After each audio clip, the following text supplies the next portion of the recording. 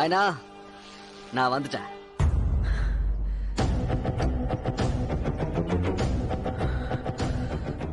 ரத்தம் வழி கேட்கறப்ப 100, வழி தெரிஞ்சப்ப 100, வர வழியில 100, மொத்தம் 300 பேர்.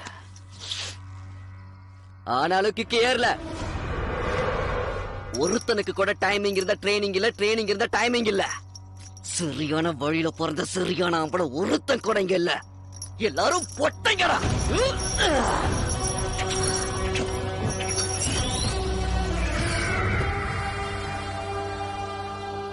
அதெல்லாம் இருக்கட்டும். அண்ணா, இவனை கொல்லுமா பயமுறுத்தணுமா?